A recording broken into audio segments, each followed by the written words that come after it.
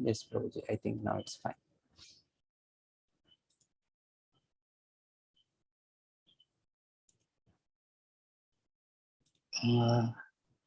No, Prabhuji, not yet. Now I am made, I think. Yeah. Okay. Okay, Prabhuji. You can put this 1 minute. Put this yourself as spotlight. That will be better. No? Then it will be visible. Yeah.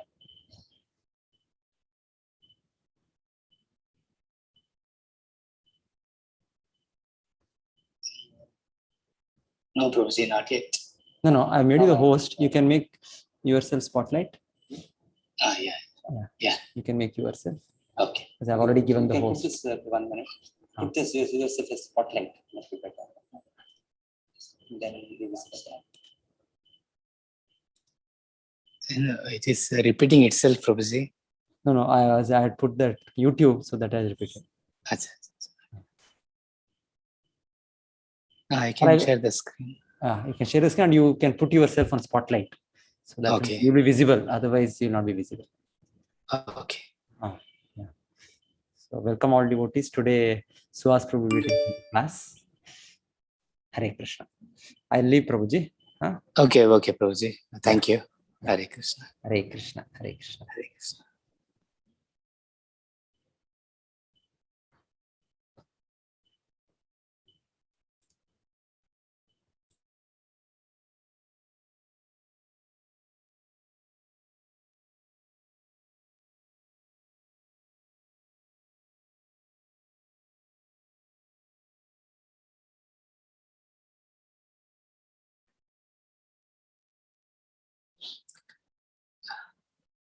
Hare Krishna.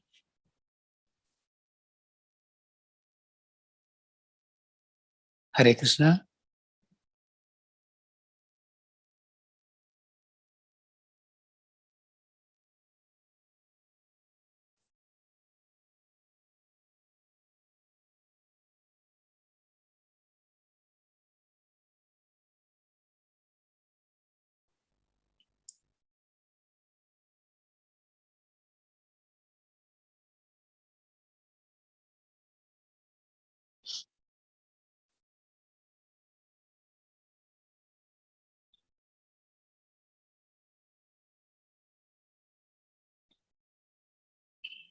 Hare Krishna.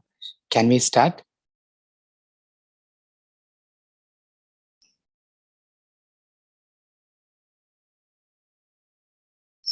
Somebody is there, admin, somebody is there. Anuradha Mataji, Sri Vidya Mataji, anybody there?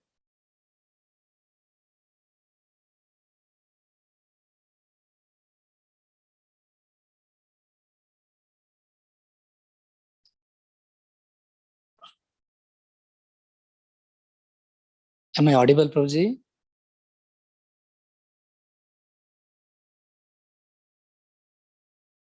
But I am not able to hear anything, Prabhuji. It's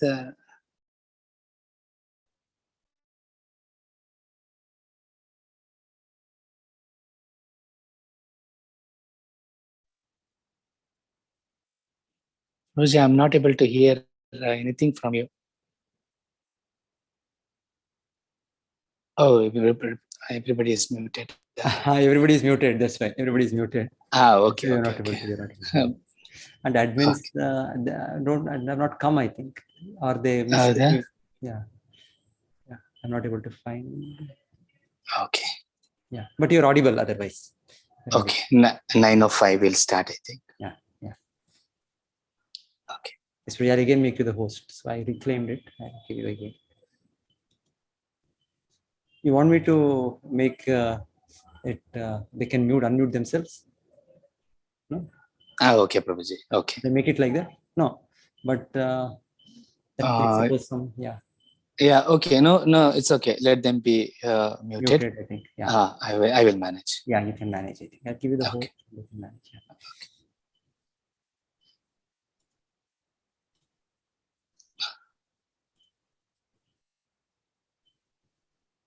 Yeah. Yes, Prabhuji. Yeah. Okay. Hare Krishna. So Hare Krishna, dear devotees. So hope I'm audible. So today we'll be reading from the 6th chapter of Bhagavad Gita, which is entitled Sankhya Yoga or Dhyana Yoga. So before starting, I would like to pray to my spiritual master. Om Jnanatimirandasya Jnananjana Shalakaya Chakshurun Militanmena Tasmai Shri Gurave Namaha Namo Vishnu Padaya Krishna Preshtaya Bhutale Srimate Bhaktivedanta Swami Nityanamini Namaste Saraswati Devam Kauravani Pracharine Nirvishesha Shunyavadi Paschatya Deshatarine Jai Shri Krishna Chaitanya Prabhu Nityananda Shri Advaita Gadadhara Shivasadi Gaur Bhaktaranda Hare Krishna Krishna Krishna Hare Hare Hare Rama Rama Rama Hare Hare Hare Krishna Krishna Krishna Hare Hare Hare Rama Rama Rama Hare Hare Hare Krishna Krishna Krishna Hare Hare Hare Rama Rama Hare Hare. I offer my most humble obeisances at the lotus feet of my eternal spiritual master, His Divine Grace, A.C. Bhaktivedanta Swami Srila Prabhupada, and I seek His blessing so that I can speak on today's subject matter. Mukam karoti vachalam pangam lankayete girim yat kripa tadha vande Shri Guru Dinatarinam vancha kalpatarubhyascha kripasindhubhya evacha patitanam pavanebhyo vaishnavebhyo namo namaha.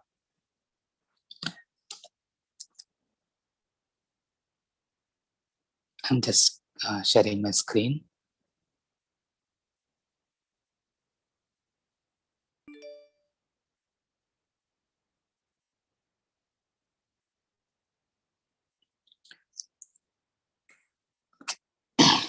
Yeah. Okay. So my presentation is from Bhagavad Gita as it is, which is translated and commented upon by His Divine Grace, A.C. Bhaktivedanta Swami Srila Prabhupada, who is an Acharya and founded the International Society for Krishna Consciousness. So Bhagavad Gita as it is talks about the goal of human form of life, right? So what is the goal of our life? Right?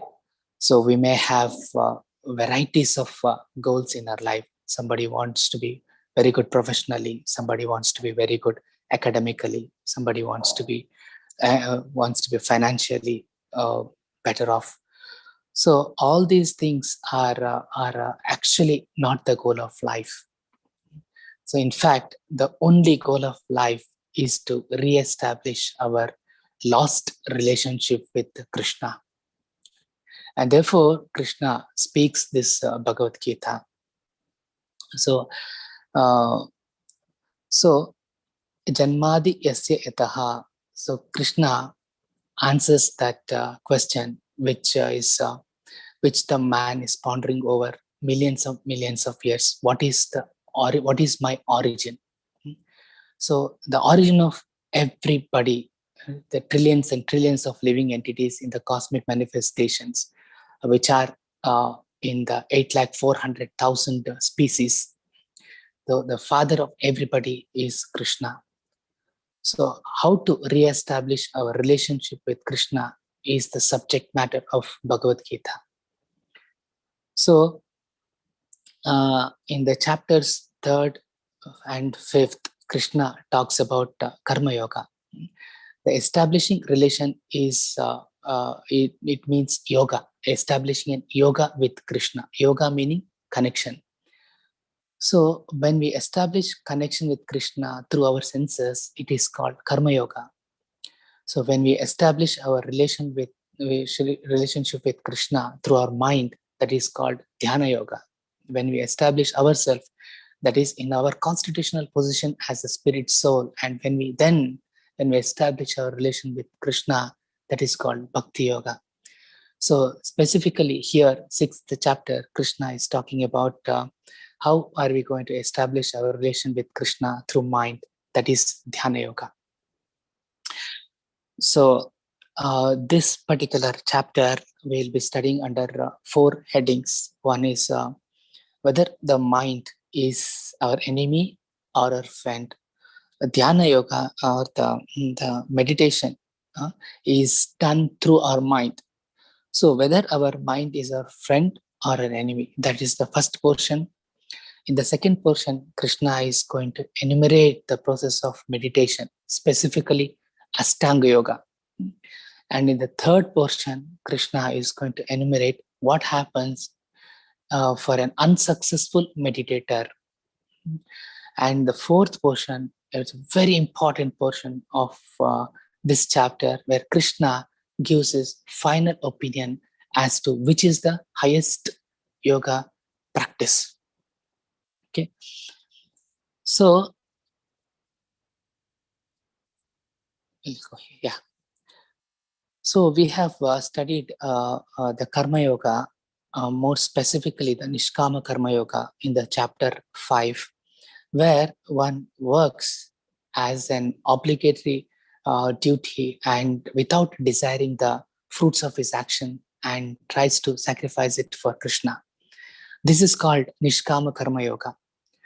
So when he perfects this Nishkama Karma Yoga, then he enters the process of meditation on the super soul aspect of the Lord, who is present in all of us in our heart as Paramatma or the super soul. So when his meditation on the super soul, it becomes concentrates, then he enters the next stage, that is called Bhakti Yoga, where he understands that Krishna is the supreme enjoyer, he is the supreme controller, and he is the best friend. So the starting point is Nishkama Karma Yoga, then the Dhyana Yoga or the Ashtanga Yoga practice, and then the Bhakti Yoga practice. That is the yoga ladder. So before advancing into the stage of Ashtanga Yoga practice, one should be thoroughly purified by the process of Nishkama Karma Yoga. So one should be thoroughly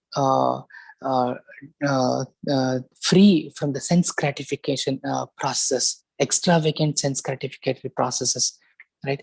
And therefore, in the 6th chapter, in the first 2 verses, Krishna glorifies the Nishkama Karma Yoga. So this chapter begins by Krishna's verse. Krishna is saying, Shri Bhagavan Uvacha Anashrita Karma Phalam Karyam Karma Karotiya Sa Sanyasi Cha Yogi Cha Na Niragnir Na Cha Akriyaha. So where Krishna is saying, one who is unattached to the fruits of his work and who works as is obliged is in the renounced order of life, and he is the true mystic, nor he who lights no fire and performs no work. Right? So we are acting in this material world to maintain ourselves, to maintain our family. So there is self-interest. Either it is concentrated or it is extended.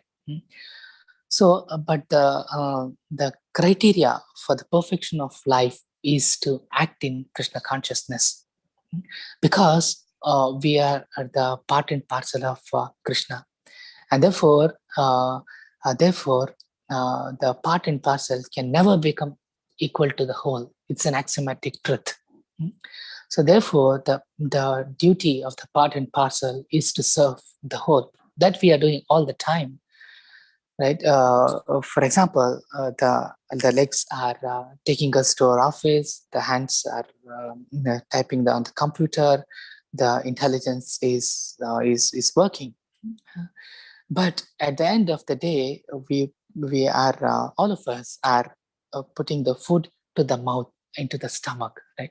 So the stomach is the real enjoyer, and when the stomach is functioning, is given the proper kind of food, then it nourishes every part of our body, right? So the hands may be typing on the computer. It cannot say, okay, I will enjoy the gulab jamun. Not possible. Neither the legs nor the head, not a single part of our body independently it can enjoy. It has to give the food to the stomach. So similarly, we are in the material world, but independent of Lord Krishna, we cannot enjoy. So ontologically, we cannot enjoy independent of Krishna. So another example is a small screw, right? When it has fallen down from the big machine, what is its value? Nothing. So its glory is when it is properly fitted in the big machine. So like that, we are constitutionally the part and parcel of Krishna, and therefore we will be in a right position when we establish our relation with Krishna. Okay. So in the next verse, Krishna is saying, what is called renunciation is the same as yoga, or linking oneself with the Supreme. For no one can become a yogi unless he renounces the desire for sense gratification. Right? So,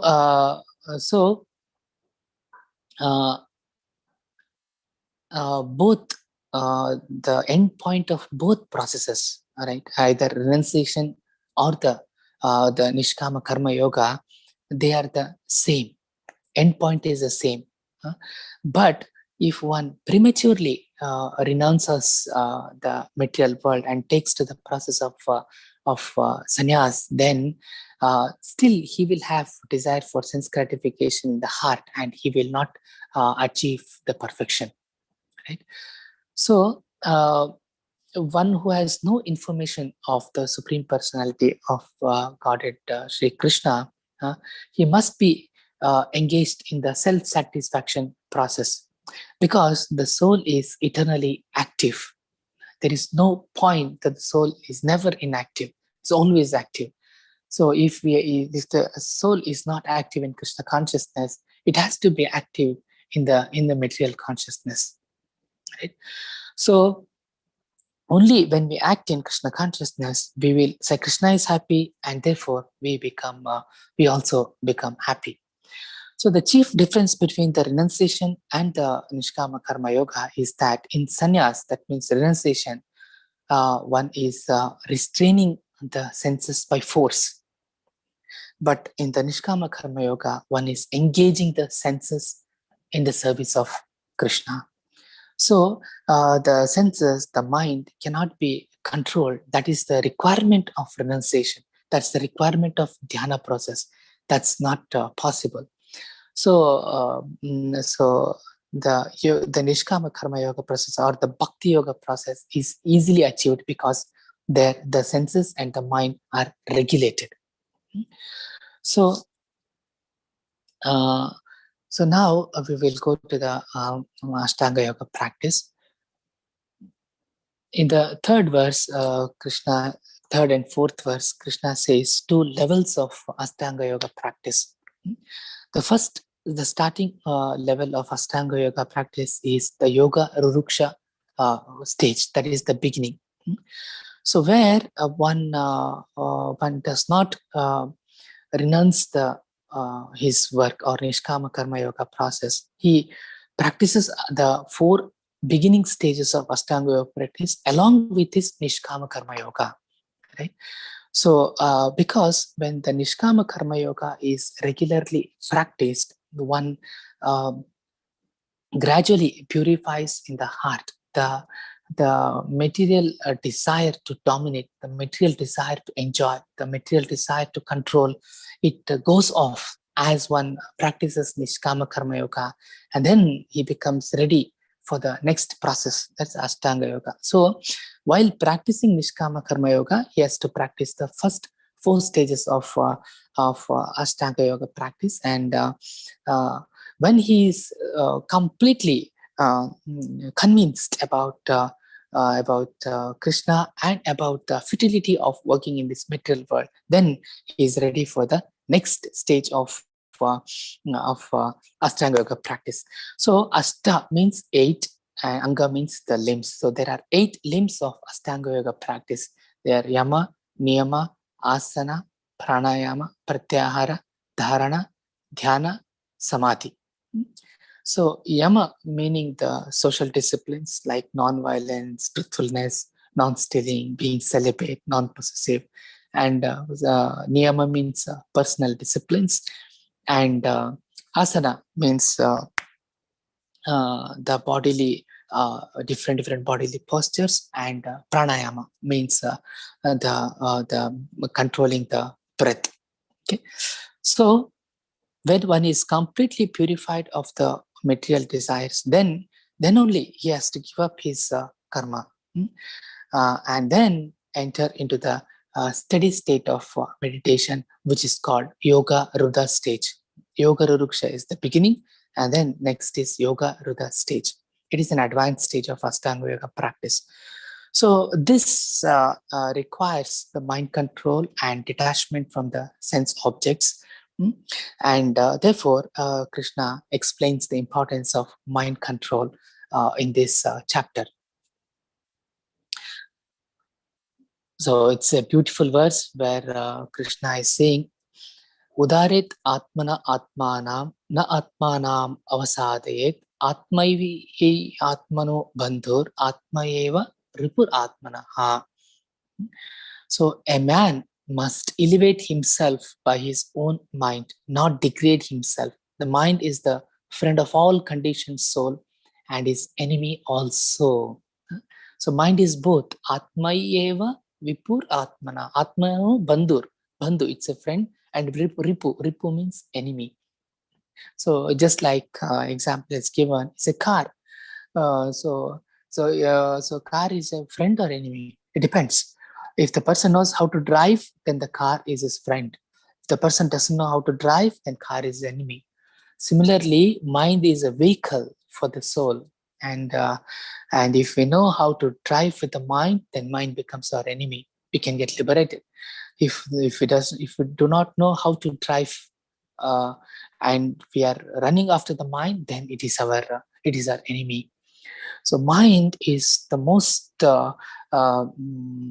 subject which is talked after in spiritual life, because it is very, very powerful. And at no stage of spiritual life one should trust the mind, because it can deceive the soul at any time. So here Krishna is using the word Atma for mind. Right?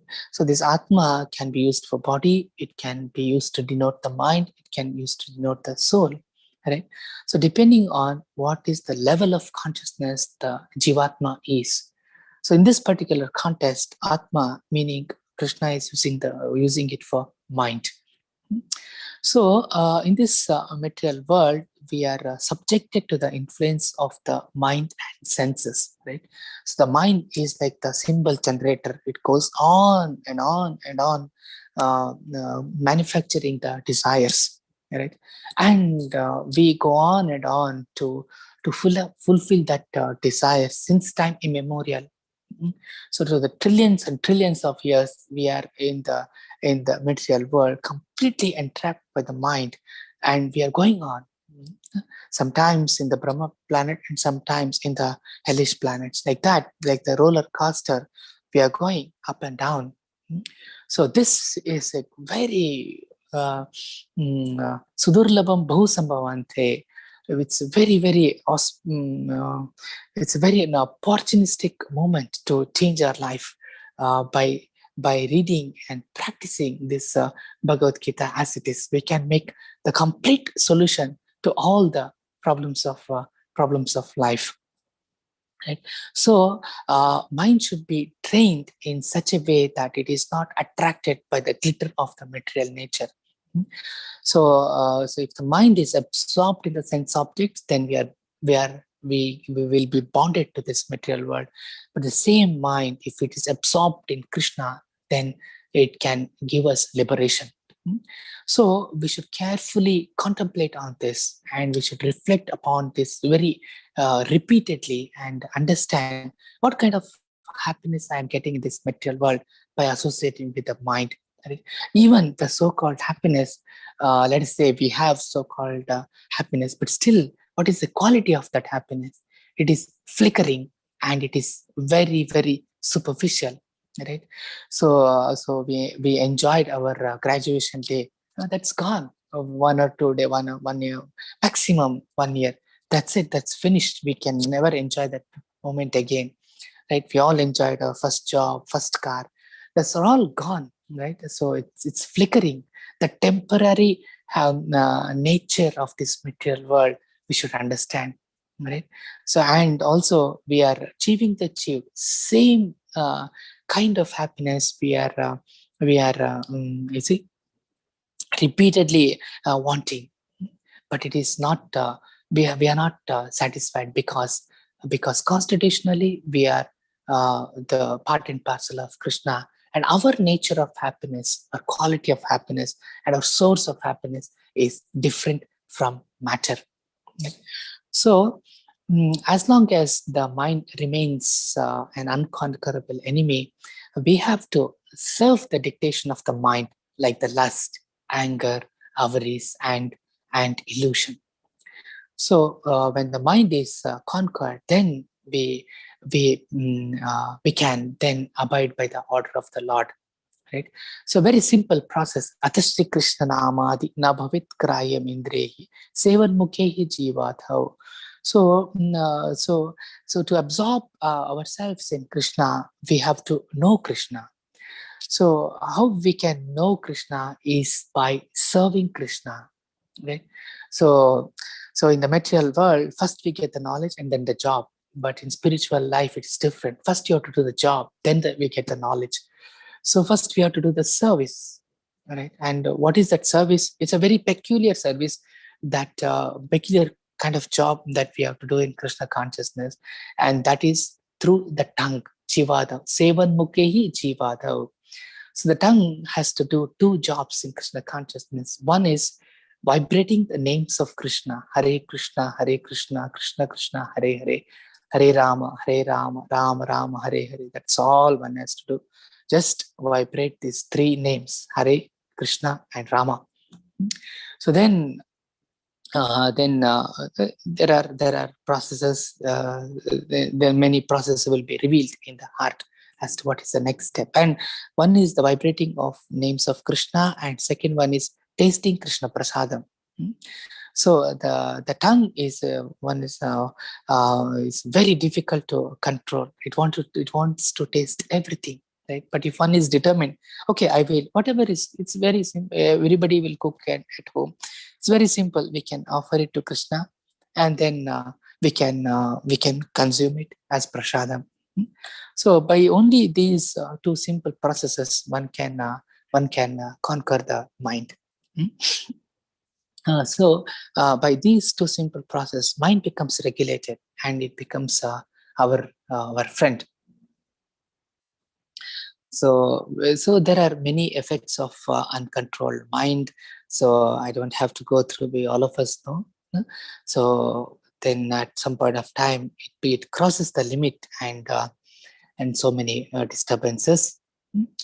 So this mind can be thought as a symbol generator, right? And then it instantiates the brain, and the activity happens, right? So mind is called as subtle body.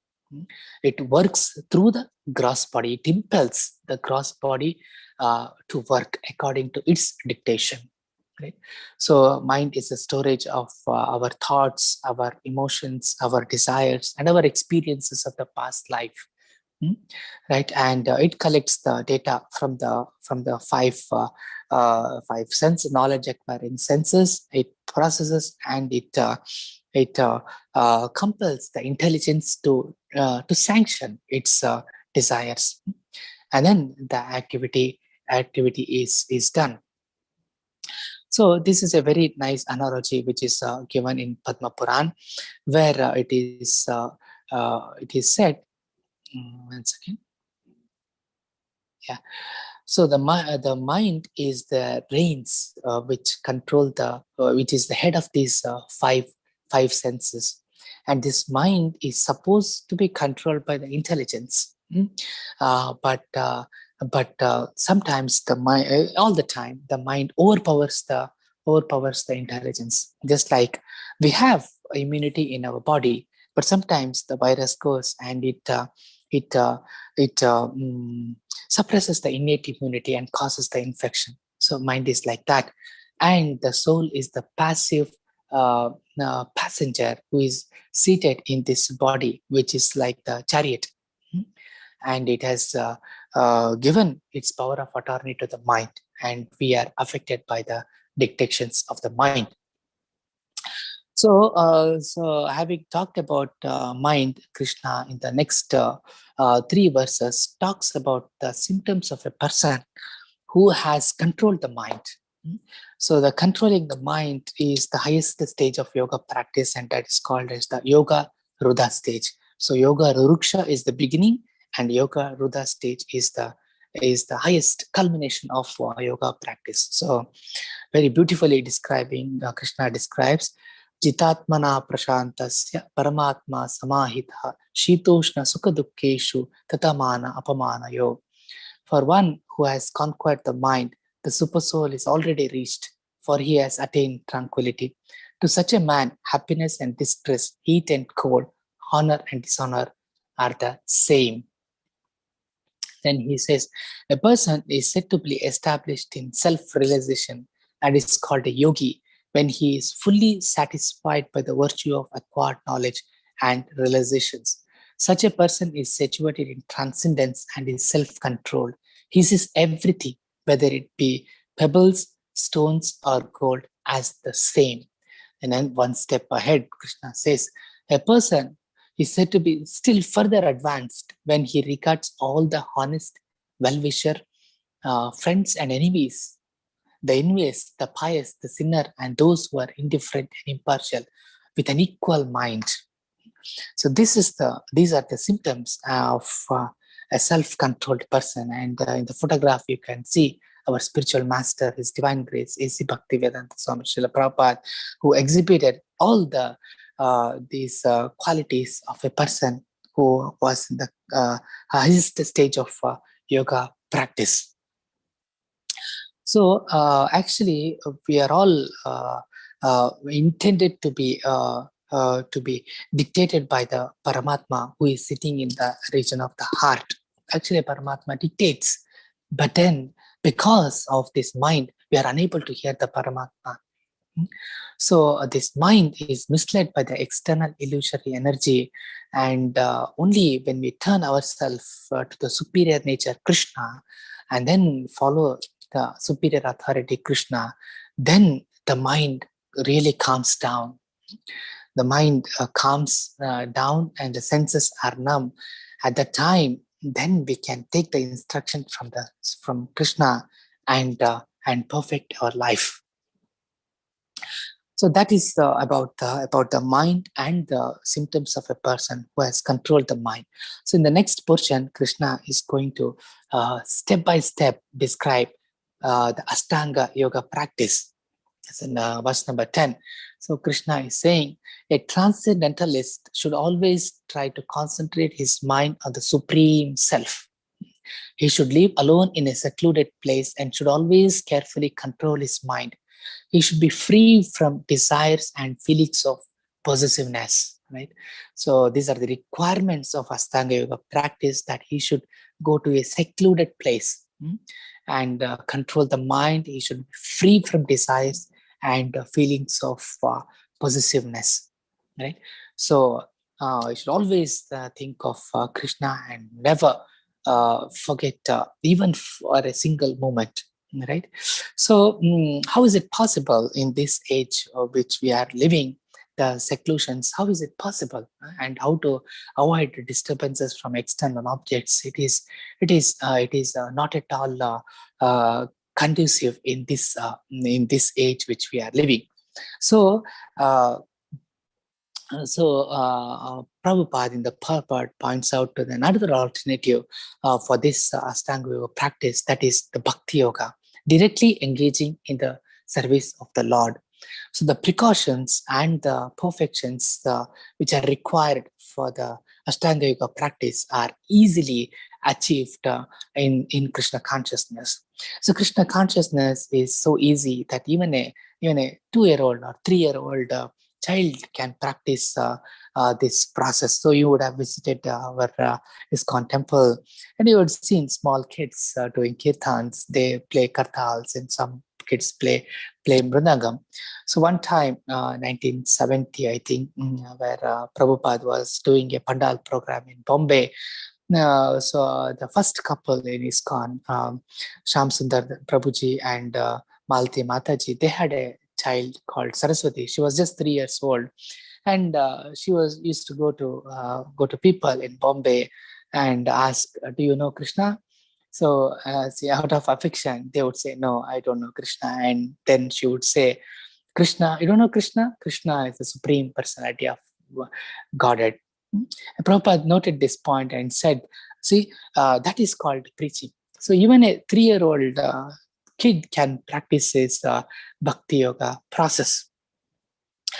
So in the next, so one has to go to the seclusion, and then the next step is to practice yoga. One should go to a secluded place and should lay kusa grass on the ground and then cover it with a deer skin and a soft cloth. The seat should neither be too high nor too low and should be situated in a sacred place. The yogi should then sit on it very firmly and should practice yoga by controlling the mind and the senses, purifying the heart and fixing the mind on one point. Right? So that is the rules and regulations of Ashtanga yoga practice. Whereas Bhakti yoga practice, there is no rules. Nam nama kari pahuta nija sarva saktis tatrarpita niyamita smaranena kala etadrishitra vikrupa bhagavan namapi. So smarane na kala, there is no time restriction, there is no place restriction. Anytime, any place, one can practice Bhakti yoga. Okay. So we'll go to the next verse where Krishna is saying, one should hold one's body, neck, and head in a straight line and stare steadily at the tip of the mind. Thus, with an unagitated, subdued mind, devoid of fear, completely free from sex life, one should meditate upon me within the heart and make me the ultimate goal of life. Matpara. This word repeatedly Krishna says in Bhagavad Gita, make me the goal of life. And that is our real goal. In fact, that's the only goal. Rest everything is the concoction of the mind. So here Krishna is saying an important thing. One must be completely free from sex life. So the definition is one should abstain from sex by words, by action, by mind, at all times, at all circumstances, in all places. So that is the requirement of the dhyana process, because the sex desire in the heart that curbs the urge for self-realization. Even it is applicable to Bhakti Yoga process. So, but in Bhakti Yoga process, there is allowance of regulated married life. So if one is unable to control his senses, he can get married and beget children. There is no problem. So because the process of Bhakti Yoga, that's Krishna consciousness, is so powerful that over a period of time, one loses the taste for all the sense pleasures. So simultaneously, we are understanding the dhyana process and the bhakti process also. So in the next verse, Krishna gives 16th verse. 15th verse is missing. I will just read. Thus, practicing the control of the body, the mind, and activities, the mystic transcendentalist attains to the kingdom of God by cessation of material existence. Right, that is the goal of life. He attains the kingdom of God.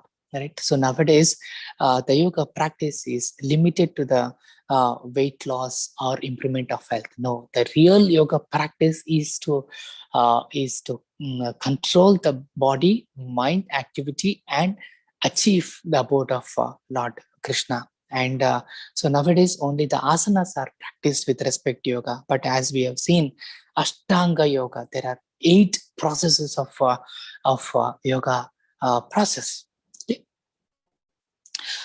So coming to the 16th verse, where Krishna says, there is no possibility of one's becoming a yogi if one eats too much, or eats too little, sleeps too much, or does not sleep at all.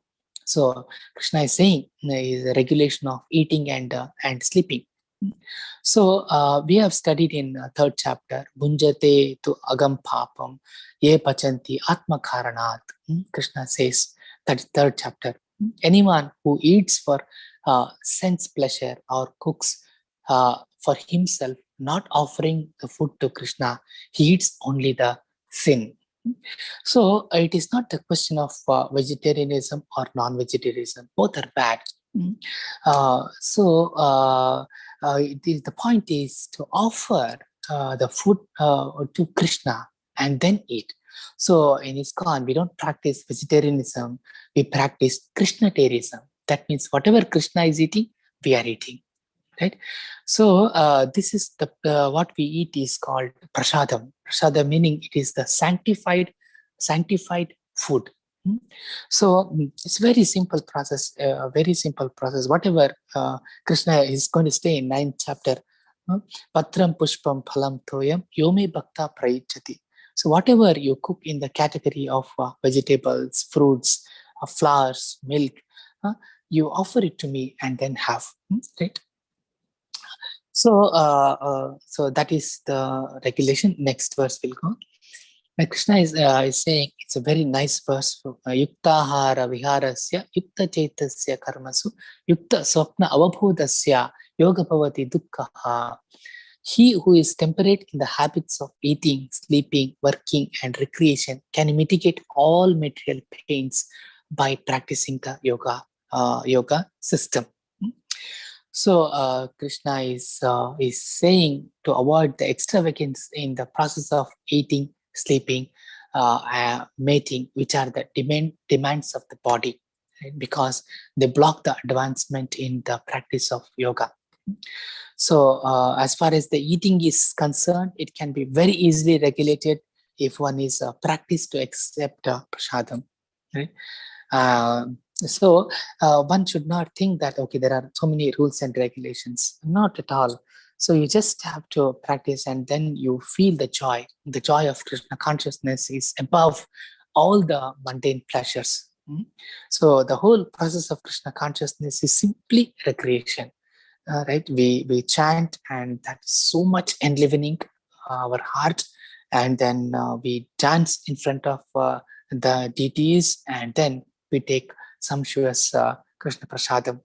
Totally, it's a process of recreation only.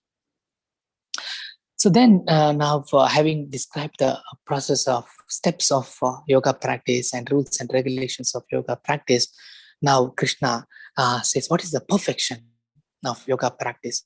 So when the yogi, by the practice of yoga, disciplines his mental activities and becomes situated in transcendence, devoid of all material desires, he is said to have attained yoga. So in the first in the stage he will be devoid of all material desires.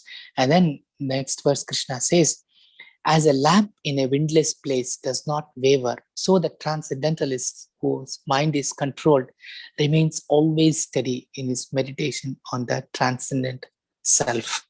So his concentration on Krishna does not waver like a lamp which is placed in the windless place.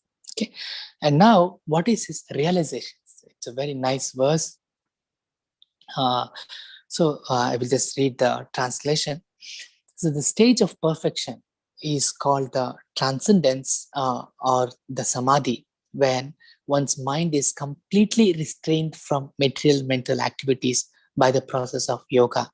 This is characterized by one's ability to see the self by the pure mind and to relish and rejoice in the self.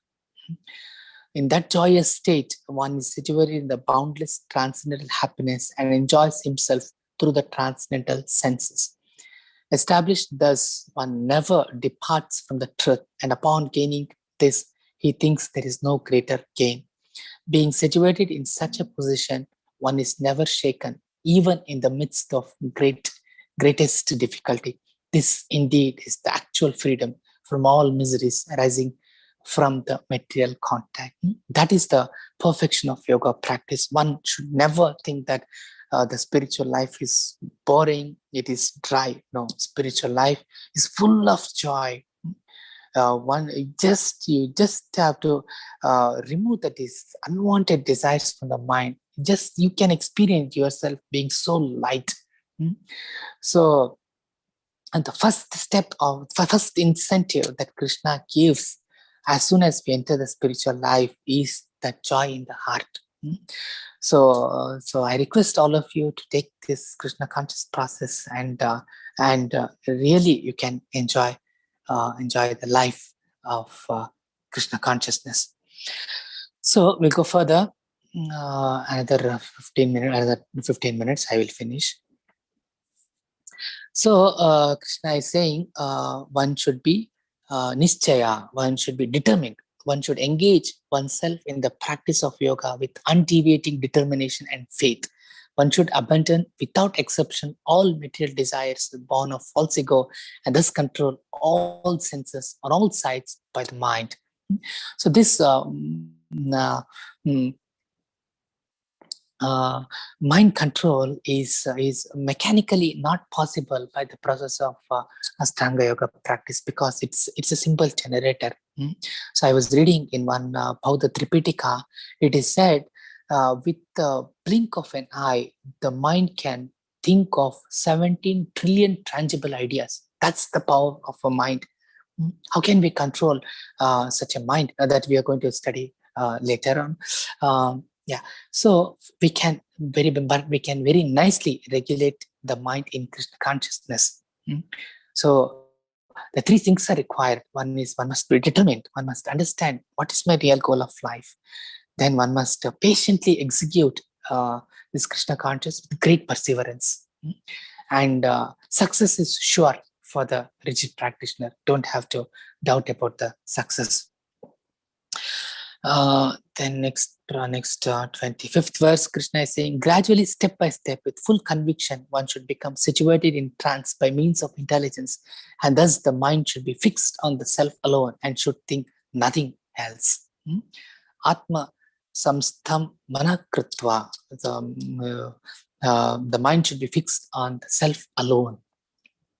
Okay. So then 26th verse, Krishna is saying, from whatever and wherever the mind wanders due to its flickering and unsteady nature, one must certainly withdraw it and bring it back under the control of the self. So the nature of the mind is flickering and it is unsteady. But the mind has got the capacity to fix on the vibrations of Krishna. Because the mind is originating from what is called as the mode of goodness. In our body, so many elements are there. Gross 24 elements are there in the body that we are going to study in 13th chapter. So out of these 24 elements, it's only the mind which is derived from the mode of goodness, and therefore it has got the capacity to stay on the vibrations of the name of Krishna. And therefore the process of chanting is recommended.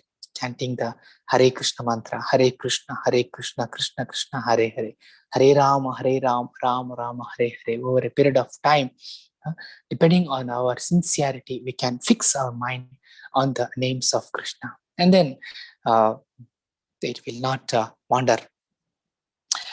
So at this point, Arjuna comes up with a question, that is verse number 33.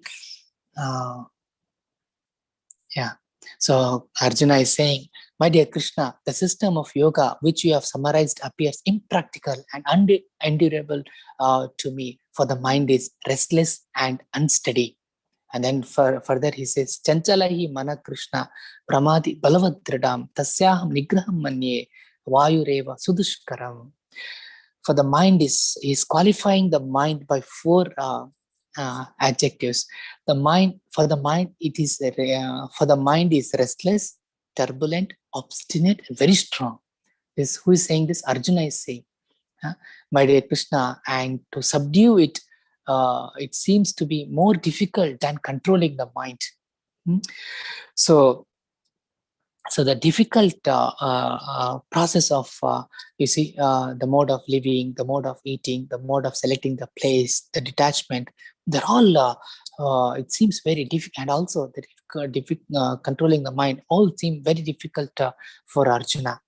So Arjuna is not an ordinary person. He was favorably endowed with high qualities such as birth in a royal family. He's a great warrior and very high qualities, and he was personally the friend of Krishna. And he is saying the mind is restless, turbulent, obstinate, very strong. I can control the wind, but I cannot control the mind. So if Arjuna is saying this, what about a tiny creature like me? It's not possible at all. The wind can sometimes blow at the speed of 90,000 miles per hour. And Arjuna is claiming that he can control that wind, but he cannot control the mind. So the mind can be easily regulated by the process of Krishna consciousness, because when we are in Krishna consciousness, we get the goal of life, and when we fix ourselves on that goal of life, and then nothing can stop us. So then Krishna gives a solution for this, controlling the mind. So he says, my dear Arjuna, it is undoubtedly very difficult to curb the restless mind, but it is possible by constant practice and by detachment. So Krishna's answer is the practice and detachment, right? So so the difficulty in controlling the mind is accepted by Krishna, and Krishna is not unreasonable. He acknowledges, yes, it is difficult to control the mind. At the same time, he gives the solution by practice and by detachment. So the practice of Krishna consciousness begins by constantly hearing about Krishna from the right source in the right mode. It's very important. So this we will study tomorrow's class 7th chapter. What is the process of hearing about Krishna? So hearing is a very powerful transcendental method of purging out of all the misgivings which are accumulated in the mind since time immemorial. Shrunutvam swakata Krishna punyashravana kirtana. Shuddhyantasti abhadrani vidunoti sudhirsatha. So the misgivings are purged out from the heart, and one gets the spiritual satisfaction. And because of this spiritual satisfaction, we get enlivened, and with that spiritual enlivenment, we can detach ourselves from the matter, and that is how we get detached from the matter, not by artificially renouncing everything. Nothing belongs to us. We cannot nothing belongs to us to renounce anything. Everything belongs to Krishna. So the real renunciation means attachment to Krishna. Okay. So just like the hungry man, he gets nourishment, he gets strength, and he gets satisfaction with every morsel of the food. Like that, when we practice Krishna consciousness, we are completely satisfied at the spiritual platform, and then there is no need to go behind the hankerings of the mind. Okay. So we'll go further.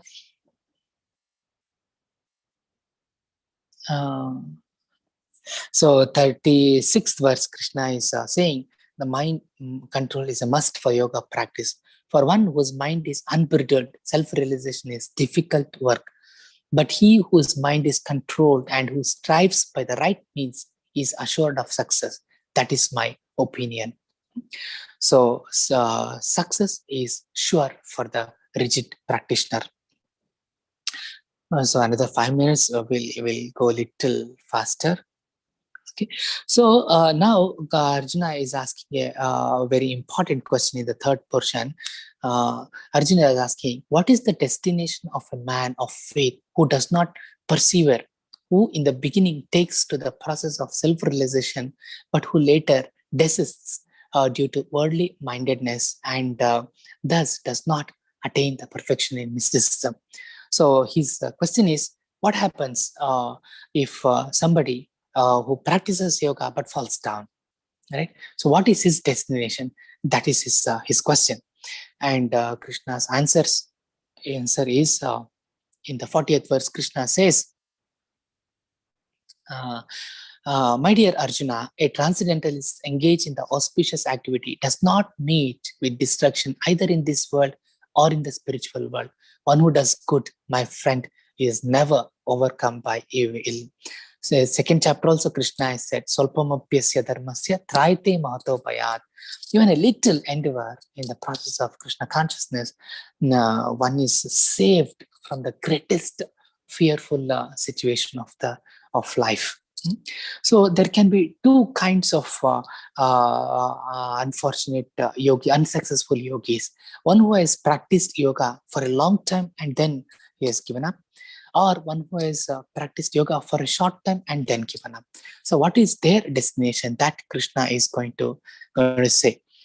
So in the 41st verse, Krishna says, the unsuccessful yogi, after many, many years of enjoyment on the planets of the pious living entities, is born in the family of righteous people or in the family of rich aristocracy. Suchinam Srimatam Gehe Yoga Prashna Abhichayate. This is the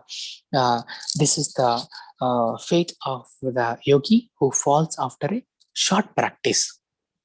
Right? Then what happens to the person who falls down after the long practice? That is the 42nd verse. Krishna says, he takes a birth in the family of transcendentalists who are surely great in wisdom. Verily, such a birth is very rare in this world. So, Kule Bhavati Dhimatha. Dhimatha means yogis or already devotees. So, a birth in the family, he will get he is practiced yoga for a long duration of time and then he has fallen down.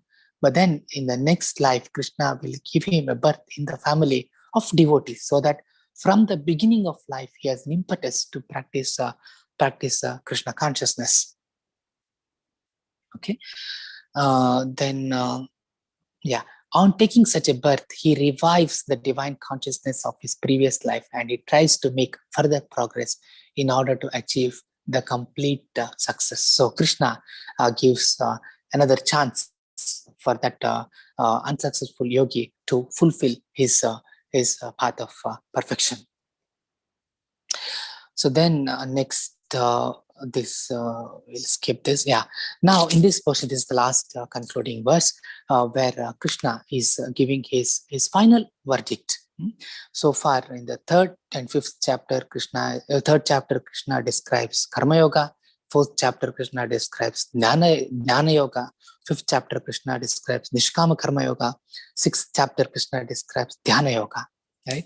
And then in the 46th verse, Krishna says, a yogi is greater than ascetic, greater than empiricist, and greater than fruity work. Therefore, my dear Arjuna, in all circumstances, be a yogi. So, yoga means linking our consciousness with Krishna. If it is done predominantly with karma, it is called Karma Yoga. If it is predominantly done with empiricism, it is called Jnana Yoga.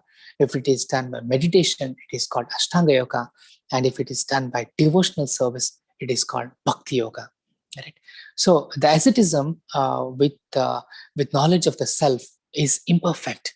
Right?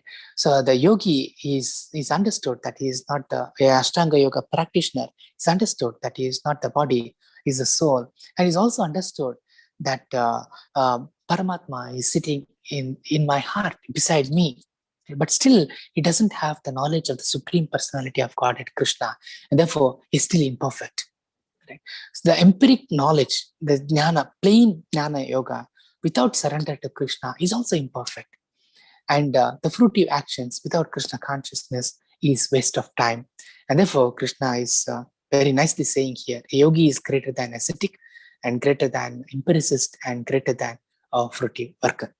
And the concluding verse, very, very famous verse of Bhagavad Gita, Krishna is saying his final opinion as to which is the best yoga practice. Yogi nam api sarvesham madgatena antaratmana Shraddhavan bhajate yomam sameyukta tamo mataha. And of all the yogis, he who always abides in me with great faith, worshipping me in transcendental loving service, is most intimately united with me in yoga and is the highest of all. So I will read the translation once more. And of all the yogis, he who always abides in me with great faith, worshipping me in transcendental loving service, is most intimately united with me in yoga and is highest of all. So Krishna is saying the bhakti yoga, or who is serving me, is the highest of all. So here, bhajate means service. It should not be, it should be service with love and faith. Doesn't mean worship. So worship means it can be applied to the demigods or a respectful man. But one can avoid worshipping a respectful man or a demigod, but one cannot avoid serving the Supreme Personality of Godhead without being thoroughly condemned. So Bhakti Yoga is the culmination of all the yoga system, and all the yogas are the means to finally come to the stage of Bhakti Yoga. So Karma Yoga without fruitive action is called Nishkama Karma Yoga, and when it increases in knowledge and renunciation, it is called Jnana Yoga. And when there is increase in the meditation on the Super Soul, it becomes Ashtanga Yoga. And when it comes to the Supreme Personality of God, it is called Bhakti Yoga. So it is considered a great fortune when somebody comes to Krishna consciousness on the path of Bhakti Yoga.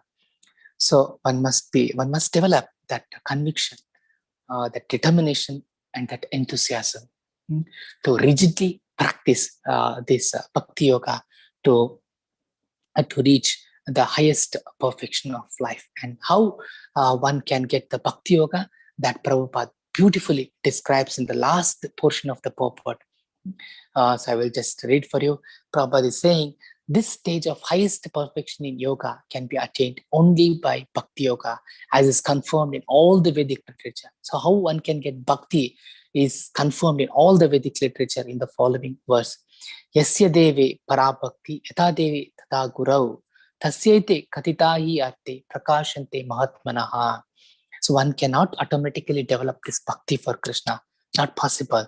All the time, all the life, we loved morning coffee, we loved jogging, we loved our money, we loved our family members, we loved our whatever, our bodies. But we have to love Krishna. And that is possible only when we serve a person who is loving Krishna. Right? That is a guru. So the translation of that verse is, only unto those great souls who have implicit faith in both the Lord and the spiritual master are all the imports of Vedic knowledge automatically revealed in the heart.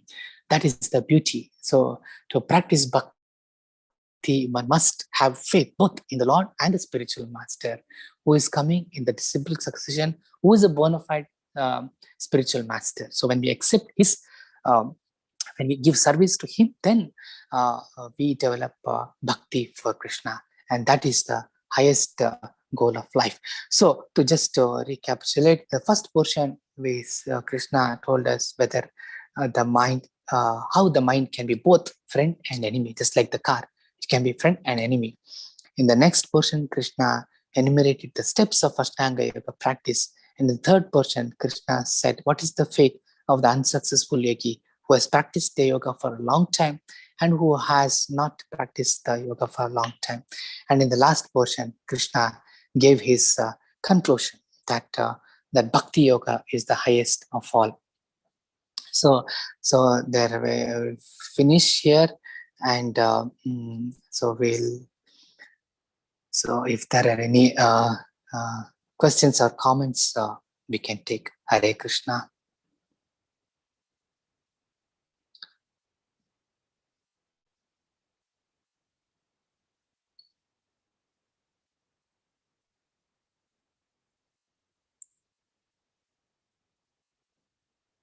Hare Krishna, any questions or comments?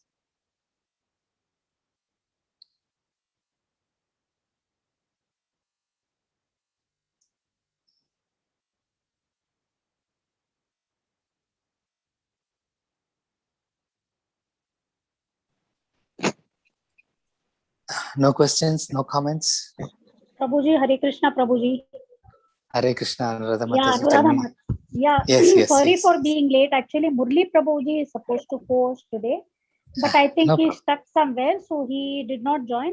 And I was in advanced class, Prabhuji, so I joined a little late because No that problem, no was still problem. not over. Advanced class was still going on actually. But then someone sent a message in the group saying that you are asking for the co-host. So I joined. I will take up the questions, Prabhuji, now. Yeah. No problem, no problem. Hare Krishna, Prabhuji. Hare Krishna. Prabhuji, I had one thought, like we use mridang and tabla, etc. for the kirtan Yes. when we do the Krishna bhajans. But the Yes. little understanding I have, the cover of tabla mridang is made up of cow skin or something. So Okay. are we sure that those animals have not been slaughtered and it is only the dead animal skin which is put? Because when we buy from the market, we are not very sure whether it is the skin of a dead animal or the animal is killed for some other purpose. Yeah. So generally, the ISKCON Mridangas are we buy from Mayapur.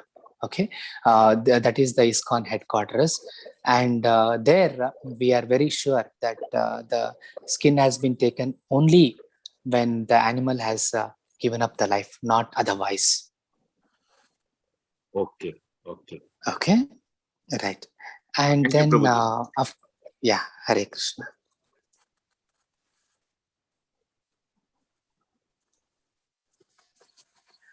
Yeah, somebody is raising the hand.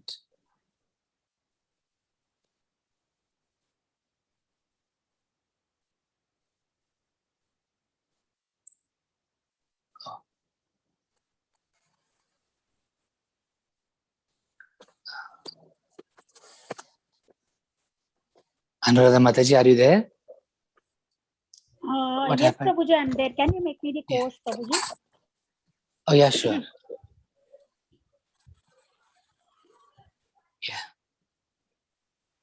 Yes, Smriti Mataji, can you ask your question? Smriti Mataji, you can unmute yourself.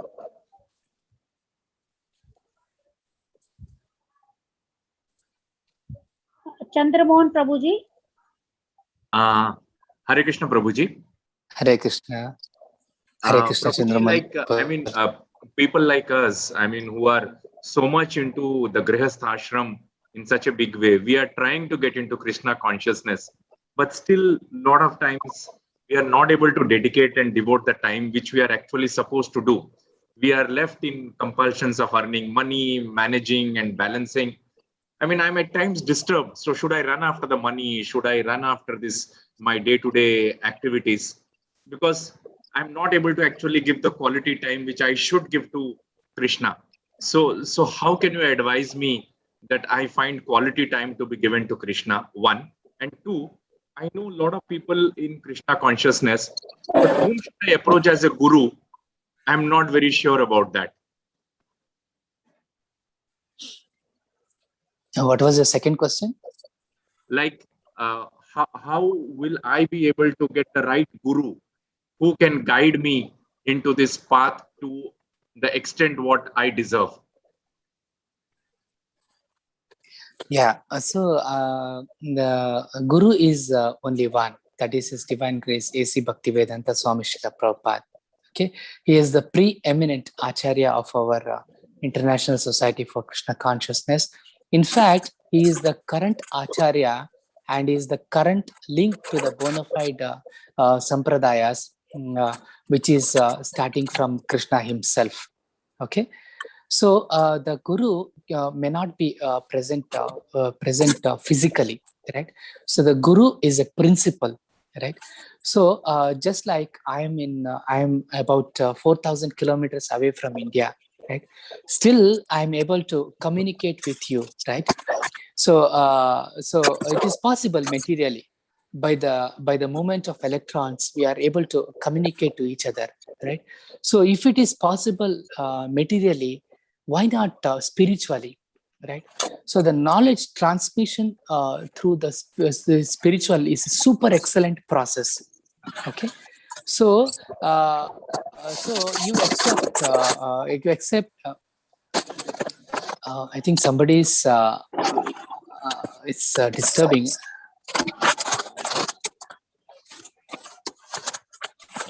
Hare Krishna.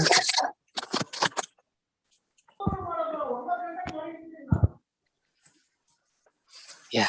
So, so when you accept, you have to accept a bona fide spiritual matter. That's the first step of spiritual life, right? So when you accept the bona fide spiritual master, and only when you practice the instructions as enunciated by the spiritual master, then the knowledge of Krishna will be given to you, right? So you have to qualify yourself. That is by developing a sincere desire, right? So you have a desire to earn money, right? You have a desire to earn to solve the problems of life. So, because of this is impressed in our. There has been so it has been. Let me mute everybody. That's better. Okay, so this is impressed in our mind, and it is impressed by all our colleagues and friends that the goal of life is these things, right? So it is an internal transformation that happens when we accept a guru and study the shastras under the care of the guru, right? So when we scrutinizingly study the shastras, then we are enlightened as to the goal of life, right? And then only when we get the goal of life, then only we can give up these so-called other necessities of life, right? Otherwise not possible. We have to have a sincere desire, and that is a benediction from a guru. Okay, so so am I answering your question, Mr. Chandramohan?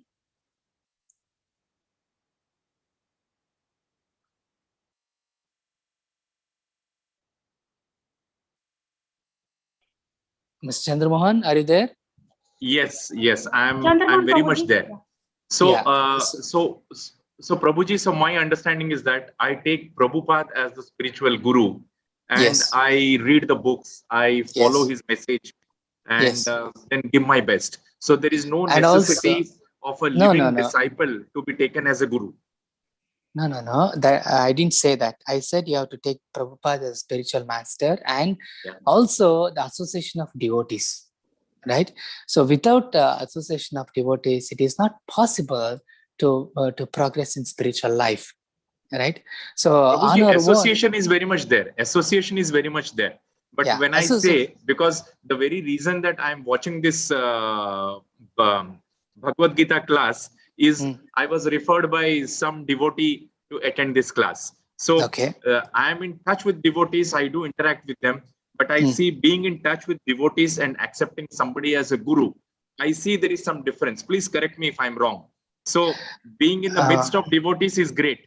But to accept one amongst them as a guru and to follow exactly what he says, I think there is a subtle difference. I'm not telling there's a huge difference, but there could be a subtle difference. That's all.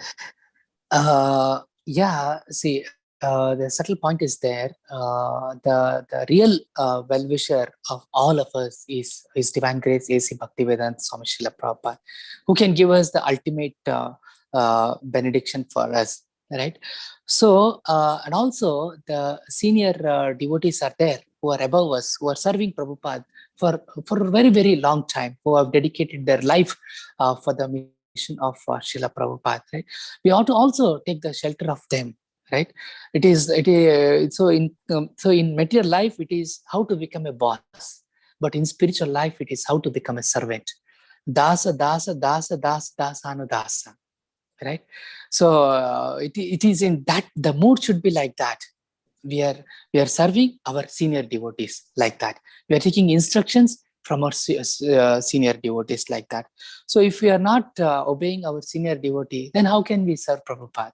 It's not possible, right? So in that way we have to go step by step. Okay. Thank you, Prabhuji. Yeah.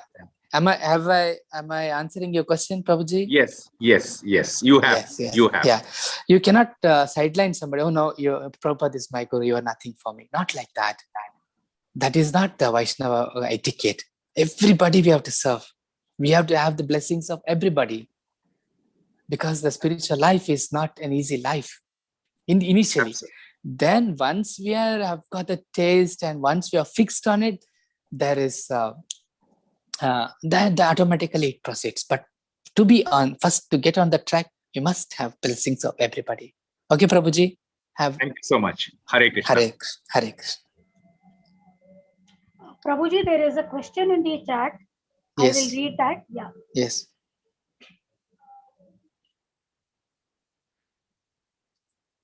Yeah, this is asked by Smriti Shruti Mataji. The soul is the part and parcel of Lord, and upon death, as per the accumulated karma, a body is provided. Then who are Pitras? And the second question is, do we chant Panchatattva mantra after finishing each round of Hare Krishna Maha Mantra? Yes. To answer the second question first, the starting of every Hare Krishna mantra, one must chant the Panchatattva mantra. Jai Shri Krishna Chaitanya, Prabhu Nityananda, Shri Advaita Gadadhara, Shivasadi Gaur Bhaktarunda. Because it is the Krishna is non-different, rather the Panchatattva are non-different from Krishna, right? So Krishna came and he demanded Sarvadharman Parityaja Mamekam Sharanam Vraja, but he did not give the process of surrender, right? And then later on, when he went back to Golok Vrindavana, and I thought, oh, I told them to surrender, but I did not give the process. So he comes as 5 principles that we call Panchatattva, and brings that Harinama from the Golok Vrindavana to this material world. Golekera Premadana Harinama Sankirtana. And therefore, we must acknowledge the 5 tattvas before chanting the Hare Krishna mantra. Yes, you must chant this Panchatattva mantra before the starting of every round of Hare Krishna. So the first question was, the soul is part and parcel of Krishna, and then who are Pitras? So Pitras, our Pitra meaning our ancestors, right? So ancestors means those who are prior to us in our families, right? So there is a planet called Pitraloka.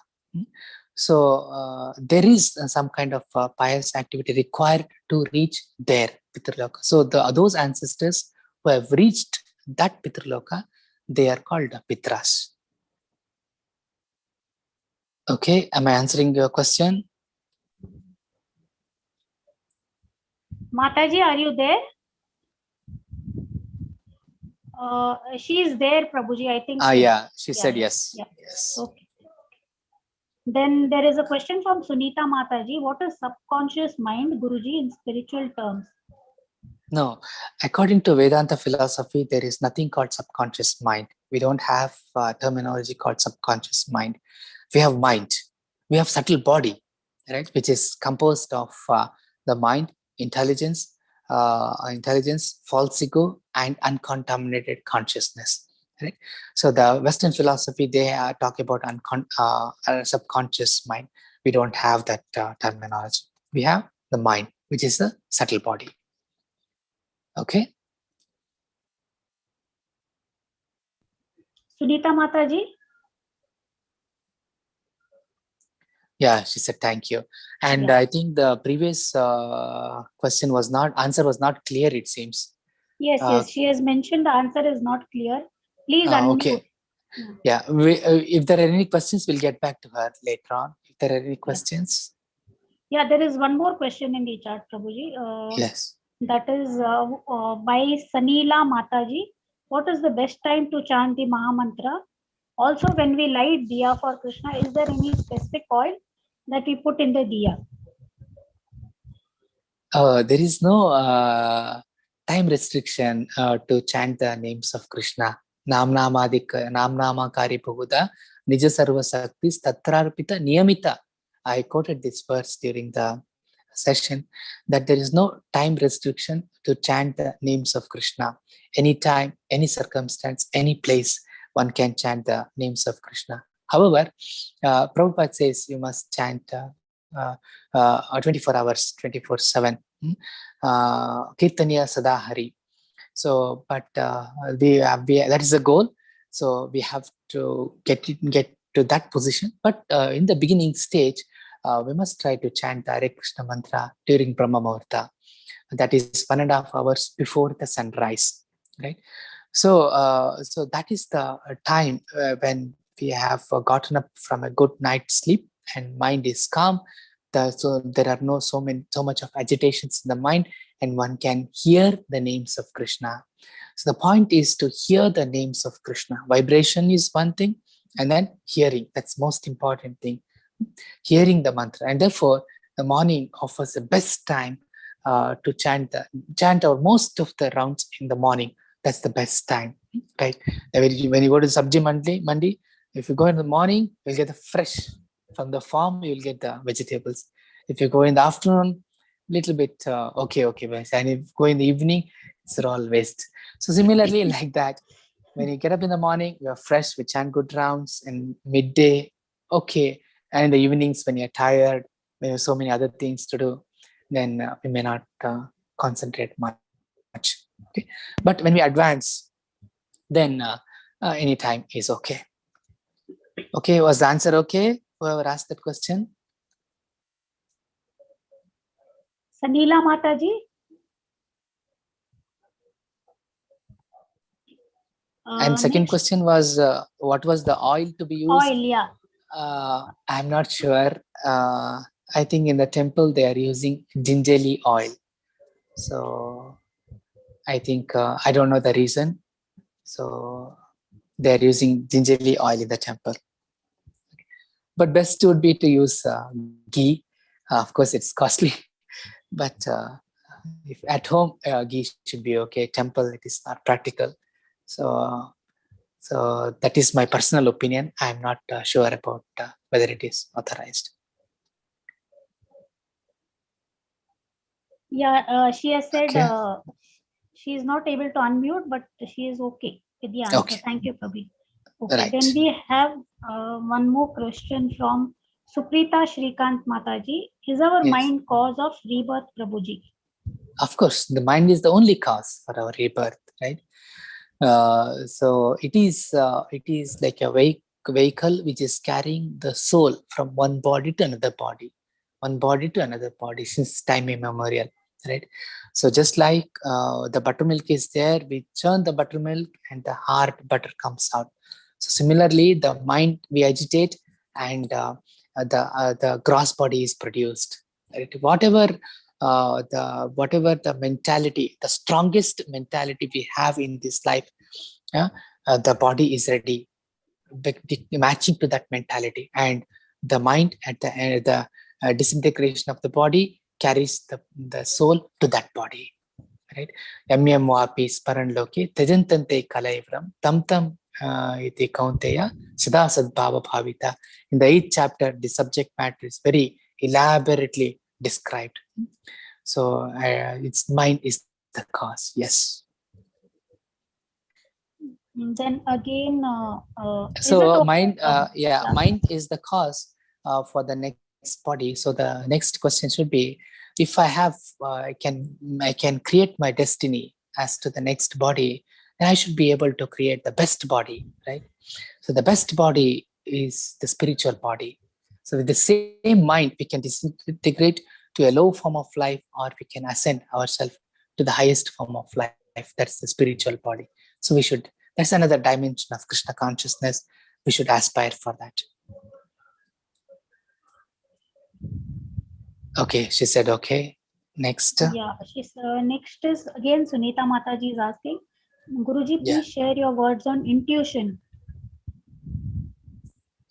Yeah, these intuitions is, you see, the mind is the storehouse of our experiences. It is the storehouse of the memory, and it is the storehouse of the past lives, right? So sometimes suddenly some idea comes, and that is from the mind. We call Westerners the sixth sense or intuitions. It is coming from the mind only, right? So just like suppose you have seen a pond, right? sometimes suddenly a bubble comes from the deepest portion of that pond. Sometimes suddenly a bubble comes. It is like that. The mind is stored. In the mind, everything is stored, and suddenly something comes up, and that we call intuitions. Okay, it is not coming from Paramatma, because the mind is constantly agitating now, and therefore we are not able to hear from Paramatma. So the mind has to be calm, quiet, and then we can hear from the Paramatma. Okay. Sunita Mataji. Yeah, she said okay. Yeah. Then Smriti Mataji, again, she wanted to know that if a soul takes up another body post-death, then who goes to Pitraloka? Can a soul be at two places in one point of time? Yeah, the soul can take the body in the Pitraloka. Right? So it doesn't mean that the Pitraloka doesn't have a body, right? Everywhere in this cosmic manifestations, the body is there, right? So the elements differs, right? So our element is predominantly earth, right? So when you go to the sun planet, the predominant element is fire. So similarly, the constitutes of the mix and match of these 24 elements are different in different planets. So the soul will take a kind of body in Pitraloka. Okay, the soul cannot be, Jivatma cannot be at different places simultaneously. No. So it will take an appropriate body in the Pitraloka. Okay, she said okay. Any other devotees, if you have any question, you can raise your hand or you can post it in the chat box. Yeah, Chandramohan Prabhuji, you can ask your question. Prabhuji, it is in connection to the Pitraloka only. So all of us have our ancestors. I mean, I lost my dad recently. So when you do too much of puja to the Pitraloka and etc., so is it that you are creating a karma which takes you to Pitraloka instead of your desire to go to Goloka? I mean, whether I will reach Goloka or not, that's a matter of debate, depending upon my bhakti and my sadhana. So on an annual, the Pitra, the Shraddha, etc., we do. Should we do that in a conventional way, or should we just pray to the Lord for the well-being of the departed souls? What should be the process? Yeah. So generally in with ISKCON devotees, what happens is on the this death anniversary days, a kirtan. Devotees are called to the house. The kirtan is arranged, and then the food items are cooked. It is offered to the Lord, and then the prasadam is offered. We keep a photo of our ancestors, father or mother, and then we offer the prasadam to them, and then again kirtan is held. So this is what happens with ISKCON devotees. Right. So in the Krishna conscious way, we offer the Shraddha ceremony to our ancestors. Okay, so it is praying to the Lord that if they are in difficulty, then they can be saved, and then so that they can get a better body for the spiritual advancement. Okay. Okay, Prabhuji, Chandramohan Prabhuji, is it okay? Am I answering your question? Thank you, Prabhuji. So nice of you. Right.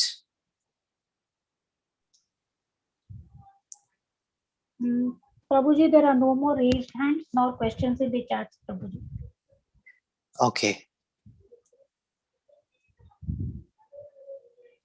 Oh, it's 10:30 there. Yeah, okay. It's 10:30 exactly. 1 minute left. Yeah. Right. How are you, Prabhuji? Okay. Yeah, I'm okay. So you'll be taking the class tomorrow also? No, tomorrow Sridhar Prabhu will take, I think. Okay, only Saturdays. Okay. So the Prabhu had a class preceding to this, so I was given this service. Okay. Yeah, maybe the advanced class he takes on Saturday. Yes. Yeah, Saturdays. Yeah. Okay, then shall we wind up? Yes, Prabhuji. Okay. So all glories to His Divine Grace, A.C. Bhaktivedanta Swami Srila Prabhupada. All glories to Shri Radha Govinda, all glories to God. Panchakalpatarubhyascha kripasindhubhyayocha patitanam pavanebhyo vaishnavebhyo namo namaha. So we end here, and we shall meet tomorrow for an enlightening chapter on Bhagavad Gita. It's the 7th chapter, Knowledge of Absolute. Now, please get connected. So until then, please chant and be happy. Hare Krishna. Hare Krishna, Prabhuji. Hare Krishna. Hare Krishna.